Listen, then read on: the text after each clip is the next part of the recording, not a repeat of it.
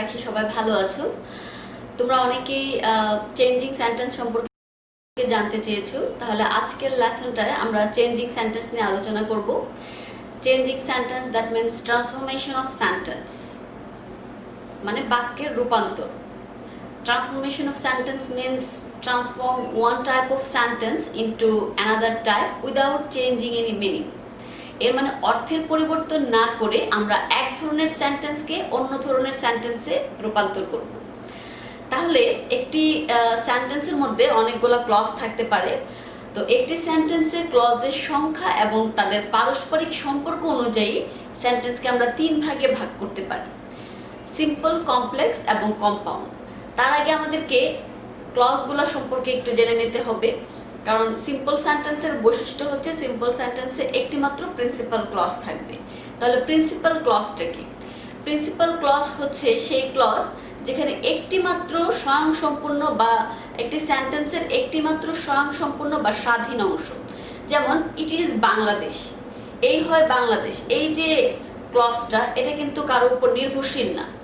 যখন আমরা বলবো it is Bangladesh where I was born in, এই হয় বাংলাদেশ যেখানে আমি জন্মগ্রহণ করেছিলাম, তখন এই যেখানে আমি জন্মগ্রহণ করেছিলাম এটা পরাধীন, আর ইট ইজ বাংলাদেশ এটা হচ্ছে স্বাধীন। তাহলে কমপ্লেক্স সেন্টেন্সে কি থাকছে? একটি স্বাধীন এবং একটি পরাধীন। একাধিক ক্লজ থাকবে যেখানে একটা আরেকটার উপর নির্ভরশীল হবে।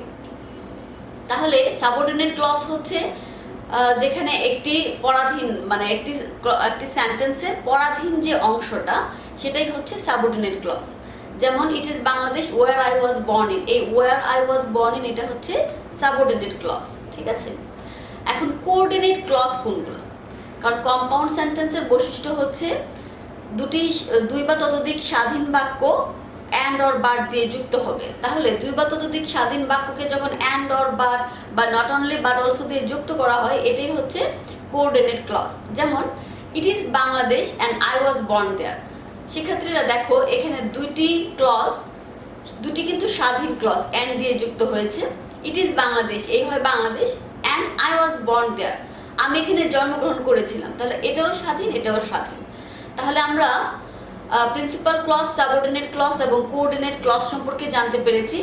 এবার আমরা চলে যাব সিম্পল, কমপ্লেক্স এবং কম্পাউন্ডে। সিম্পল সেন্টেন্সের বৈশিষ্ট্য আমরা ইতিমধ্যে জানতে পেরেছি যে একটি প্রিন্সিপাল ক্লজ থাকবে, একটি সাবজেক্ট, একটি ফাইনিট ভার্ব। ফাইনিট ভার্ব সম্পর্কে তোমাদেরকে আমি আরেকটি লেসনে বলেছিলাম। ফাইনিট ভার্ব হচ্ছে ওই ভার্বগুলো যেগুলো টেন্স এবং পার্সন অনুযায়ী পরিবর্তন হবে। ঠিক আছে, টেন্স এবং পার্সন অনুযায়ী। এই দেখো তোমরা এখানে I was born in Bangladesh, এই যে ওয়াজ এটা একটা ফাইনিট ভার্ব। এর কারণ কি? আই হচ্ছে এখানে কি ফার্স্ট পার্সন, যদি এখানে ইউ হতো তাহলে কিন্তু ওয়াজ না হয়ে কি হতো? ওয়ার। তাহলে এটা পার্সন অনুযায়ী পরিবর্তন হয়। এছাড়া পাস্ট টেন্স এখানে ওয়াজ, যদি এটা প্রেজেন্ট টেন্স হতো তাহলে আই অ্যাম হতো। তাহলে যেই ভার্বটা টেন্স এবং পার্সন অনুযায়ী পরিবর্তিত হয় সেটাই হচ্ছে ফাইনিট ভার্ব। তাহলে সিম্পল সেন্টেন্সে শুধু একটি মাত্র ফাইনিট ভার্ব থাকবে, I was born in Bangladesh. আর কমপ্লেক্স সেন্টেন্সে কি হবে? দুই বা ততোধিক ক্লজ একটি আরেকটির উপর নির্ভরশীল হবে। এখানে দেখো ইট ইজ বাংলাদেশ, এখানে ইজ একটা ফাইনিট ভার্ব, আবার where I was born in যেখানে আমি জন্মগ্রহণ করেছিলাম এখানে ওয়াজ কিন্তু আবার আরেকটা ফাইনিট ভার্ব। এর মানে এখানে দুইটা ক্লজ একটা আরেকটার উপর নির্ভরশীল। কম্পাউন্ড সেন্টেন্সে দুই বা ততোধিক স্বাধীন ক্লজ কি হচ্ছে? অ্যান্ড অর বার দিয়ে যুক্ত হবে। যেমন ইট ইজ বাংলাদেশ, এই হয় বাংলাদেশ এবং আমি এখানে জন্মগ্রহণ করেছিলাম। আচ্ছা, এখন আমরা অনেকগুলা সেন্টেন্স করব যেখানে সিম্পল, কমপ্লেক্স, কম্পাউন্ডে আমরা রূপান্তর করব সেন্টেন্সগুলোকে। প্রথমত আমরা দেখছি টাইম ইজ অ্যাসেট, সময় সম্পদ। সময়ের চেয়ে বড় সম্পদ আর কিছুই নেই, টাইম ইজ অ্যাসেট। তাহলে এটা আমরা বুঝতে পারছি একটা স্বাধীন বাক্য, এখানে এই ক্লজটা কিন্তু আর কোনো কিছুর উপর নির্ভরশীল না, সেই হিসেবে এটা সিম্পল সেন্টেন্স। এখন এই সেন্টেন্সটাকে যদি আমরা কমপ্লেক্সে রূপান্তরিত করতে চাই তাহলে আমাদের শর্ত অনুযায়ী কি করতে হবে? একটি ক্লজ আরেকটি ক্লজের উপর নির্ভরশীল হতে হবে। আমরা যদি একটু বাংলাটা চিন্তা করি প্রত্যেকটা সেন্টেন্সের তাহলে কিন্তু আমাদের জন্য অনেক সুবিধা হয়। এত নিয়ম আমাদের হয়তো অনেক সময় মনে থাকে না। শিক্ষার্থীদের, সেক্ষেত্রে আমরা একটু চিন্তা করব যে এটা তো সরল বাক্য, যে সময় হয় সম্পদ, এটাকে যদি আমরা জটিলে পরিণত করি, মানে এমন একটা সেন্টেন্স করতে হবে যেখানে একটা ক্লজ আরেকটা ক্লজের উপর নির্ভরশীল হবে। তাহলে বাংলাটা আমরা কিভাবে বলতে পারি যে এই হয় সময় যা হচ্ছে সম্পদ। তাহলে ইট ইজ টাইম, এই হয় সময়, উইচ ইজ অ্যাসেট, যা হয় সম্পদ। এর মানে সহজ কথাটাকে একটু পেঁচিয়ে বলাই হচ্ছে কমপ্লেক্স। কমপ্লেক্স মানে হচ্ছে জটিল। তাহলে সরল বাক্যটাকে আমরা এইভাবে জটিল বাক্যে রূপান্তরিত করব। আর কম্পাউন্ডে কি হচ্ছে, দুইটা স্বাধীন বাক্য। তাহলে এই হয় এটা কি, এই হয় সময় যা সম্পদ। তাহলে আমরা এখানে কম্পাউন্ডে কি করছি, ইট ইজ টাইম, এই হয় সময়, অ্যান্ড দ্যাট ইজ অ্যাসেট, এবং ইহাই সম্পদ। তাহলে এখানে একটা আরেকটার উপর, একটি আরেকটার উপর কিন্তু নির্ভরশীল হচ্ছে না, দুইটাই স্বাধীন ক্লজ। এখন আমরা আরেকটা সেন্টেন্স প্যাটার্ন দেখব। I know why he is absent, আমি জানি কেন সে অনুপস্থিত। এখানে দেখো কমপ্লেক্স থেকে আমরা এখন সিম্পল করব। কমপ্লেক্সে কি আছে, আমি জানি, এটা স্বাধীন, ওয়াই হি ইজ অ্যাবসেন্ট, আমি জানি কেন সে অনুপস্থিত, এটা হচ্ছে subordinate, why he is absent. এখন এই যে একটা আরেকটার উপর নির্ভরশীল, এই নির্ভরশীলতাকে বাদ দিয়ে আমরা শুধুমাত্র একটা স্বাধীন বাক্য করব সিম্পলের জন্য। তাহলে আমরা বাংলাটা চিন্তা করি যে আমি জানি কেন সে অনুপস্থিত, এটাকে যদি আমরা এক কথায় বলি, সরল বাক্যে নিয়ে আসতে চাই, তাহলে আমি তার অনুপস্থিতির কারণটা জানি। I know the reason of his absent. ঠিক আছে, আমি তার, I know the reason of his absence. ঠিক আছে, এখানে অ্যাবসেন্ট হবে না, এখানে হবে absence.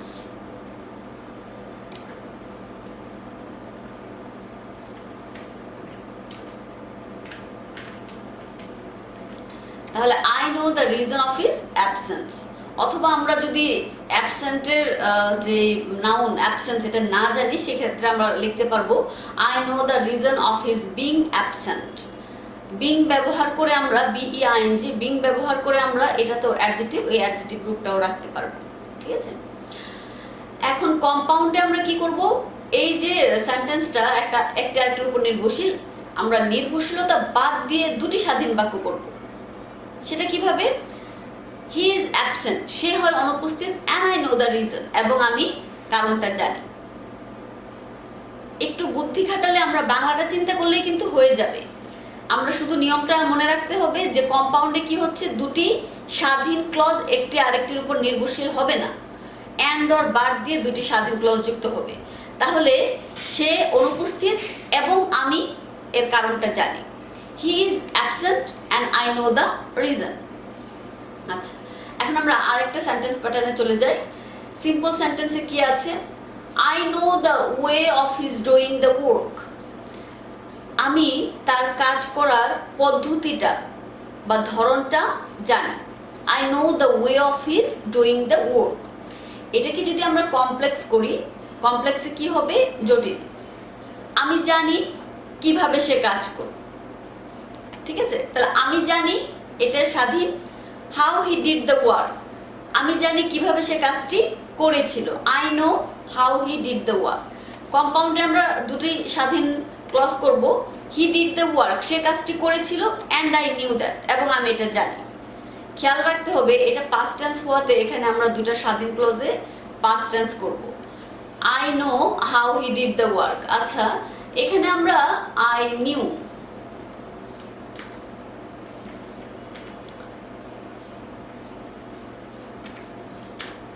I knew how he did the work। তাহলে এখানে আমরা নিউ ব্যবহার করি, পাস্ট টেন্সে সবগুলোকে দিই। I knew the way of his doing the work, যখন আমরা কমপ্লেক্স করব, I knew, আমি জানতাম, how he did the work, কিভাবে সে কাজটি করেছিল। আর কম্পাউন্ডে he did the work, সে কাজটি করেছিল, and I knew that, এবং আমি এটা জানতাম। ঠিক আছে, এখন আমরা আরেকটি সেন্টেন্সে চলে যাচ্ছি। I saw a beautiful house, আমি একটি সুন্দর বাড়ি দেখেছিলাম। আচ্ছা, এই যে সেন্টেন্সটা, আমি একটি সুন্দর বাড়ি দেখেছিলাম, এখানে বাড়ি হচ্ছে নাউন, নাউনের আগে একটা বিশেষণ আছে। এই ধরনের বিশেষণ যদি থাকে তাহলে আমরা কিভাবে কমপ্লেক্স সেন্টেন্স করব।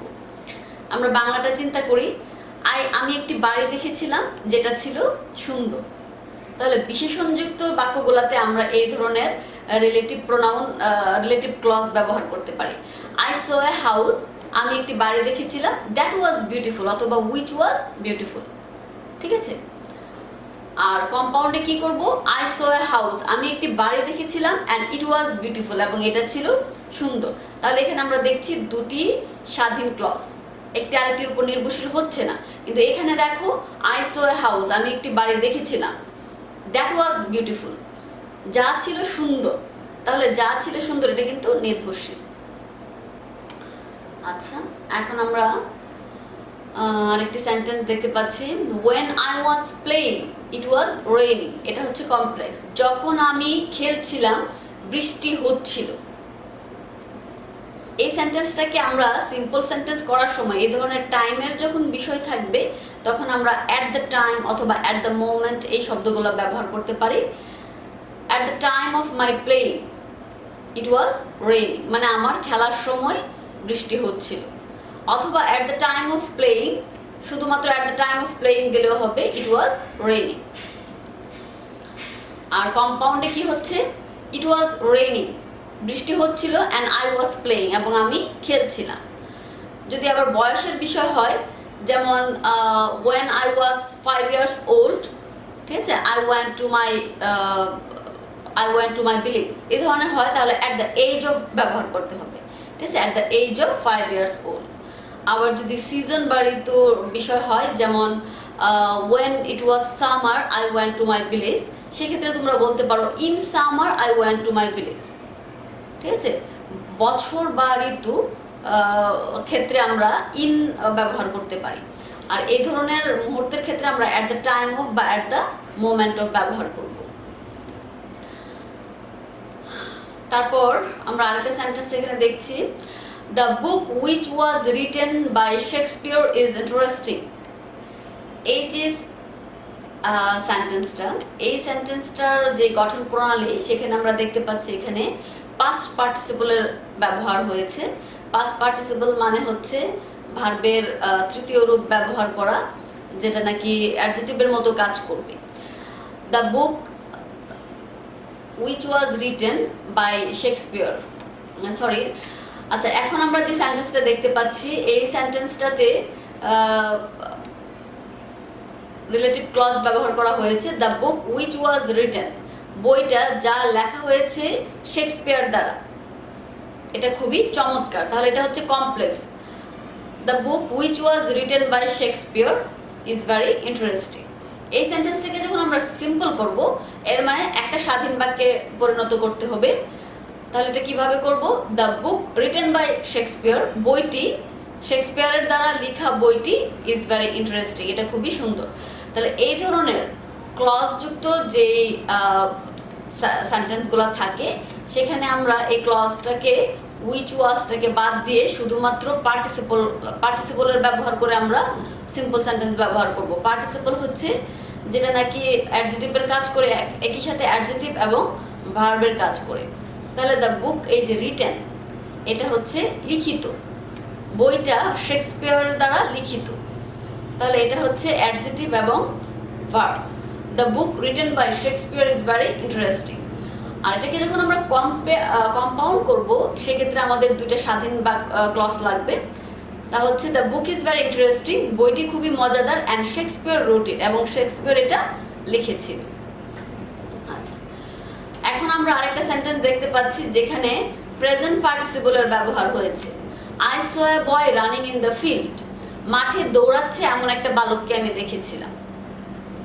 তাহলে এই ধরনের প্রেজেন্ট পার্টিসিপলের ব্যবহার মানে হলে আমরা অতিরিক্ত তথ্যটা দেওয়ার জন্য যে আমি কেমন বালক দেখেছি যে নাকি মাঠে দৌড়াচ্ছে। তাহলে কমপ্লেক্সে আমরা জানি একটি ক্লজ আরেকটি ক্লজের উপর নির্ভরশীল হয়। সেক্ষেত্রে আমরা কি লিখতে পারি, I saw A boy who was running in the field, আমি একটি বালক দেখেছিলাম যে মাঠে দৌড়াচ্ছিল। তাহলে অতিরিক্ত তথ্যটা আমরা রিলেটিভ ক্লজের মাধ্যমে দিতে পারি। কম্পাউন্ডে আমরা কি করব, দুটি স্বাধীন clause. A boy was running in the field, একটি বালক মাঠে দৌড়াচ্ছিল, and I saw him, এবং আমি তাকে দেখেছিলাম। আর ইফ যুক্ত যে বাক্যগুলো থাকে সেগুলোকে আমরা কিভাবে সিম্পল করব? If you do the work, যদি তুমি কাজটি করো, তাহলে এটা আমরা দেখতে পাচ্ছি subordinate clause, you will die. Complex sentence থেকে আমরা সিম্পল করব বাই ডুইং দ্য ওয়ার্ক, মানে কাজটি করার মাধ্যমে ইউ উইল ডাই। আমরা একটু জেনে নেব ইফ যুক্ত বাক্যগুলো যদি পজিটিভ হয় তাহলে আমরা বাই প্লাস ভার্বের সাথে আইএনজি ব্যবহার করব। আর কম্পাউন্ডে করো এবং মরো, ঠিক আছে? আমরা এখানে ডো অ্যান্ড ডাই, ইচ্ছা করলে আমরা you do the work and you will die এরকম লিখতে পারি। এই ধরনের না লিখে আমরা যেহেতু এক ব্যক্তি কাজটি করেছে, ডো অ্যান্ড ডাই ব্যবহার করতে পারি, শুধু ভার্ব দিতে পারি। আর ইফ যুক্ত বাক্যগুলো যদি নেগেটিভ হয়, if you do not do the work, যদি তুমি কাজটি না করো, ইউ উইল ডাই, তুমি মারা যাবে। তাহলে উইদাউট ডুইং দ্য ওয়ার্ক মানে কাজটি করা ছাড়া ইউ উইল ডাই। তাহলে ইফ যুক্ত বাক্যগুলো নেগেটিভ হলে আমরা উইদাউট প্লাস ভার্বের সাথে আইএনজি ব্যবহার করব। আর এক্ষেত্রে কম্পাউন্ডে আমরা অর ব্যবহার করব, ডো অর ডাই, করো অথবা মরো। আচ্ছা, এখন আমরা যে সেন্টেন্সটা দেখতে পাচ্ছি, দো হি ইজ অনেস্ট, যদিও সে সৎ, হি হ্যাজ বিন পানিশড, তার শাস্তি হয়েছে। তাহলে এটা কমপ্লেক্স, এখানে আমরা দো যুক্ত বাক্যগুলোকে ইনস্পাইট ব্যবহার করব। ইনস্পাইট মানে হচ্ছে সত্ত্বেও। তাহলে ইনস্পাইট অফ হিজ অনেস্টি, তার সততা সত্ত্বেও, আমরা যদি অনেস্টের রূপ নাউন রূপ অনেস্টি সেটা না জানি তাহলে আমরা লিখতে পারি in spite of his being honest, ঠিক আছে? অথবা in spite of his honesty he has been punished. Compound আমরা কি লিখবো? হি ইজ অনেস্ট, সে সৎ, বাট হি ইজ পানিশড, কিন্তু তার শাস্তি হয়েছে। এছাড়া কারণযুক্ত যে বাক্যগুলা, as he watched the movie, যেহেতু সে মুভিটা দেখেছিল, he could tell the story of the movie, সে এই মুভিটার কাহিনীটা বলতে পেরেছিল। তাহলে এটাকে আমরা যখন সিম্পল করব, কারণযুক্ত বাক্যগুলোকে যখন আমরা সিম্পল করব, আমরা বিকজ অফ ব্যবহার করতে পারি, আবার বিকজ অফ ছাড়াও আমরা ভার্বের সাথে আইএনজি দিয়ে সিম্পল করতে পারি। যেমন ওয়াচিং দ্য মুভি মানে মুভিটি দেখে he could tell the story of the movie, অথবা because of his watching the movie, তার মুভিটা দেখার কারণে he could tell the story of the movie, আমরা এইভাবে বলতে পারি। আর কম্পাউন্ডে কি লিখবো? হি ওয়াচড দ্য মুভি, সে মুভিটা দেখেছিল, and could tell the story of the movie, ঠিক আছে? তারপর আমরা সো ডট ডট দ্যাট যুক্ত বাক্যগুলোতে কিভাবে সিম্পল করব দেখি। Kamal is so weak, Kamal এতটা দুর্বল, that he can't understand the matter, যে সে বিষয়টা বুঝতে পারে না। তাহলে আমরা সো ডট ডট দ্যাট এর সিম্পল করার সময় আমরা টু ডট ডট টু ব্যবহার করব। Kamal is too weak to understand the matter, বিষয়টা বোঝার জন্য কামাল খুবই দুর্বল। আর কম্পাউন্ডে আমরা কি লিখবো? Kamal is very weak, Kamal খুবই দুর্বল, and he can't understand the matter, এবং সে বিষয়টা বুঝতে পারে না। তাহলে এই ছিল আমাদের সিম্পল কমপ্লেক্স কম্পাউন্ড। আশা করি তোমরা বুঝতে পেরেছো। কারো যদি কোনো সমস্যা হয় তোমরা অবশ্যই ইনবক্স করতে পারো। নেক্সট তোমাদের জন্য আমি সিম্পল কমপ্লেক্স কম্পাউন্ডের যে বিভিন্ন বোর্ডের এক্সাম্পলগুলা নিয়ে আসবো। সবাই ভালো থেকো, সুস্থ থেকো, আল্লাহ হাফিজ।